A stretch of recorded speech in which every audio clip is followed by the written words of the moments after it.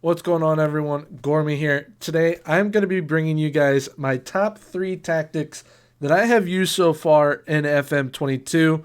All 3 of them really like. I've used 2 more so than one of the other ones, and the number one spot one is absolutely absurd. It is a monster tactic that I think every single person needs to try out at least once, whether it be in an online draft or in a save for like half a season or whatnot.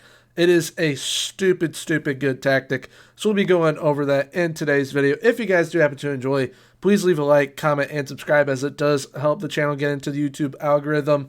And I mean, subscribing is absolutely free, so what's not to like about that? I'll be linking all of these tactics down below in the Discord, so make sure if you are subscribed, go ahead, join the Discord, and you guys can download the tactics there.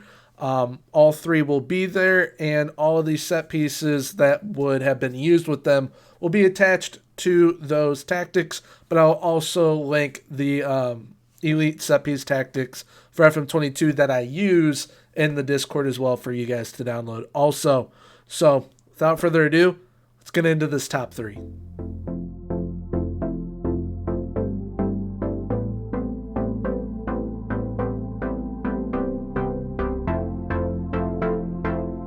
Alright, so here we are at number 3. This was one of the first tactics that I uploaded this year from Tactic Testing. It is the 343 Trophy Hunter. We tested it out with Sporting Club de Portugal in Portugal, of course, and they did absolutely phenomenal. If I remember right, they almost won a quadruple. They did very good. It is a very solid and sound tactic. Now, some people may not want to use it because it is overpowered up front. It has 3 strikers, and in the match engine, your opponent's defense can't really handle defending against 3 really potent strikers. So definitely keep that in mind. But if you want a tactic that is pretty OP and will help you win plenty of games and multiple trophies, aka why it is called the Trophy Hunter, then definitely give this tactic a go. So how we have it set up: we've got 2 pressing forwards on attack up top. Both of them have shoot more often. We then have a false 9 on support with move into channels and between them. We then have 2 wingers on support, both with crosses aimed at center. We have a deep line playmaker on defend with take more risks and tackle harder. A ball winning midfielder on defend left as is. 2 wide center backs on defend with cross less often and tackle harder. I've figured out that when you have cross less often on your wide center backs, helps them play a little bit more defensively. Now, if you have center backs that you like that have pretty good crossing and playmaking ability, definitely feel free to take that off. But central defender on cover is in between those 2 with tackle harder. Then we have sweeper keeper on support that was left as is. This is played with a positive mentality. When in possession, it has a wide attacking width, pass into space, play out from the defense, work the ball into the box. Passing directness is shorter, and it is a higher tempo. In transition, we got counter press, counter, distribute quickly to the center backs. Then once out of possession, trying to win the ball back, we've got a higher line of engagement for the offense, higher defensive line, and then more often trigger press, aka more often pressing intensity, and prevent short goalkeeper distribution. So this 3-4-3 Trophy Hunter, very solid tactic. If you have 3 pretty solid center backs, you will definitely be able to get away with this tactic. Now, I do recommend, if you're using this in lower leagues, make sure you're one of the big dogs in those lower leagues and that you know for a fact you will be able to pull this off. But if you are playing as a big-time club or in one of the premier top divisions in whatever country you may be managing in, definitely give this tactic a go. It is a very solid one. But now, on to number 2. All right, so here we are with number 2. Now, this one I have not done a video review for. And also, by the way, all these tactics that I have on this and all tactics I do on this channel, I create from scratch. I created this from scratch for my my Twitch save with Elson's FK. I use it for sometimes when we can't really get things going or to kind of just absolutely mollywop the lower sides, or once we are in the Europa Conference League, we will be using it in that competition as well. But if you guys would like to check that save out, you can catch it over on twitch.tv/ygormy. The link will be down in the description if you guys would like to check it out. We are in Season 3, and this is kind of our revenge tour. We came really close to winning the league in our first season, and this tactic plus the one at number 1 have really helped us get off to an amazing start so far. So this is Thor's Hammer 5 wide. It is a slightly different version than the one that you will see at number 1. This is played with 5 in the back, of course. It is a 5-2-3, very, very solid, and it allows for a lot of versatility. So if you have some players that you really, really like playing in a 4-4-2, 4-2-3-1, yada, yada, yada, but there are times where you need to play a 5 in the back, definitely give this tactic a go. It's been very, very solid for us so far. Once again, called Thor's Hammer 5 wide. Starts with an advance forward on attack up top with take more risks, dribble more, shoot more often, and tackle harder added. Then it's got 2 inverted wingers on attack on either side with crosses aimed at center. You then have a box-to-box midfielder in the middle on support, just left as is. Then you got a Mazzala on support, left as is as well. You have 2 wingbacks on attack with take more risks, crosses aimed at center, shoot less often, and tackle harder. That is on both wingbacks on attack. Then you have 2 wide center backs on defend with cross less often, shoot less often, stay wider, and tackle harder on both of them. And then central defender on cover was left as is, with a sweep keeper on support, left as is. This is played with a positive mentality, but a majority of the time I will start off with it balanced and then go positive and then sometimes attacking. But when we are in possession, we play fairly narrow. We overlap on the left and the right and play out from the defense. We work the ball into the box and have a higher tempo. We go with a standard passing directness simply just because my team is not to that elite level yet. But in the future, we will probably go with shorter passing directness. So if your team is at that elite level, definitely feel free to do that with shorter passing directness. But in transition, we counter press and counter, and we distribute quickly by rolling the ball out. Then once out of possession, we use the offside trap. We have a much higher line of engagement for the offense and a standard defensive line. As you can see, very, very spread out tactic.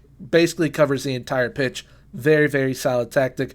We have much more often trigger press, aka much more often pressing intensity, and then prevent short goalkeeper distribution is put on.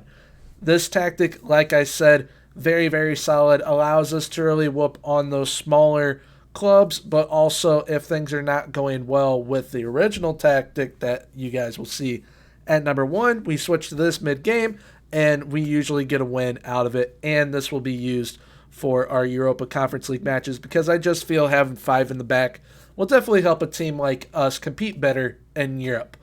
So at number 2, Thor's Hammer, 5 wide. Let's get into number 1. All right, so here we are at number 1. It is Thor's Hammer. In my opinion right now, this is the king of tactics. This 4-4-2 narrow is absolutely unbelievable. I've done a review on this previously. I'll link it up above. You guys can check it out if you guys like to do so. But this tactic is absolutely unbelievable. We have used it since Tier 1. Yeah, so this is our 3rd season using it. This is what we basically use all the time. If we're not using this, we use the Thor's Hammer 5 wide. Because as you can see, like I said, it's a slightly different version of Thor's Hammer. Basically, all that we do is from going from this with Thor's Hammer to this with Thor's Hammer 5 wide, just one of the strikers drops to the left, the attacking mid goes out to the wing, and then the defensive midfielder drops down to play center back. So it's very good. I would suggest trying to use both of them together. If you guys do download both of them, it would be very, very good to use both of them together. They complement each other very well and allows you to have a very versatile type team. Now, with Thor's Hammer, this tactic is absolutely phenomenal. It allowed us to win the first tier, which is the tier underneath the Premier Division in Norway.